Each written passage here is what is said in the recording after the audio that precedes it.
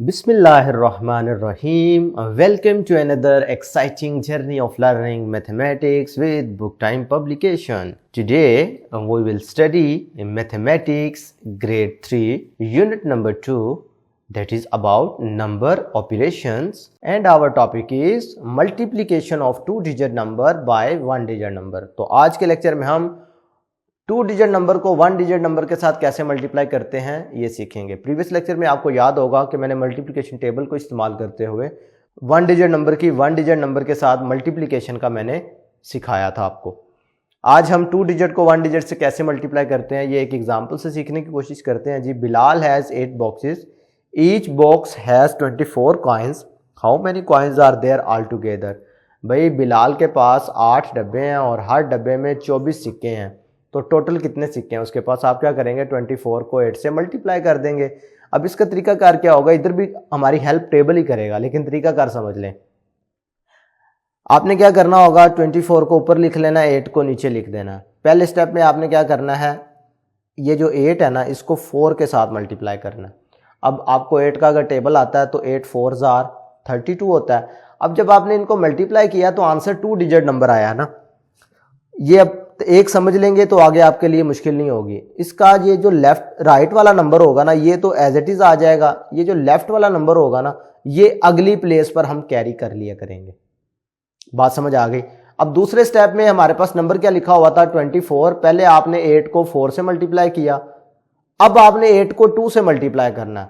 तो 8 को 2 से मल्टीप्लाई करें तो आंसर आ जाता है 16। भाई 8 का टेबल पढ़ो, हाँ 2 टाइम में 8 हो तो 16 होता है ना।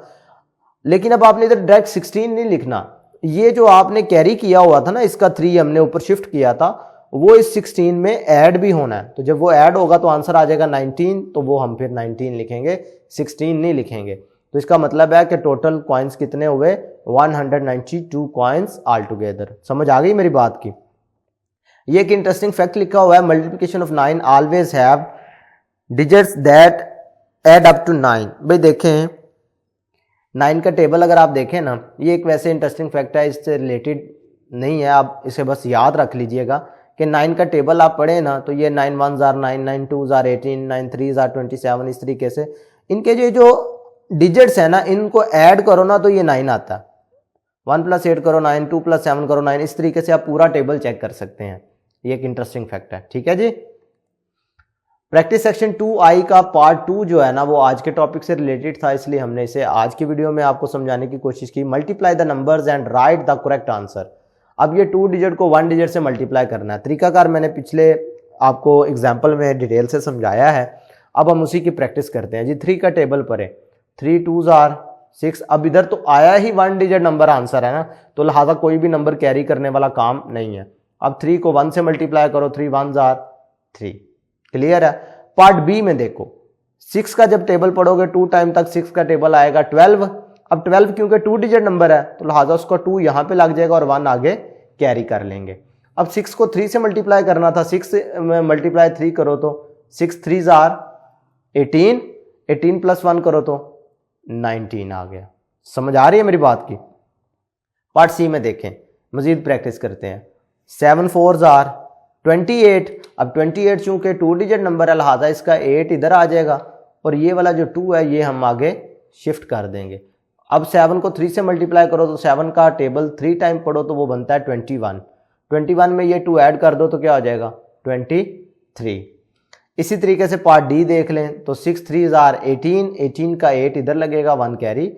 6 का टेबल 2 टाइम पढ़ो अगर तो 6 2 जार 12 और ये 1 ऊपर वाला ऐड हो जाएगा तो क्या हो जाएगा 13, यानी 138। इसी तरीके से अब आपने पार्ट ई करना है 8 0। अच्छा, किसी भी नंबर को जब 0 से मल्टीप्लाई करते हैं ना तो आंसर 0 ही आता है, ठीक है। 8 को 3 से मल्टीप्लाई करोगे तो क्या होगा 24। पार्ट एफ पार्ट जी आपको एज अ होमवर्क दे रहा हूं, आपने खुद करना है। पार्ट एच देखें 9 1 जार 9, 9 3 जार 27, तो आंसर में क्या आ गया 279। क्लियर है मेरी बात। आज के लिए इतना ही, नेक्स्ट वीडियो में फिर मिलते हैं। अल्लाह हाफिज़।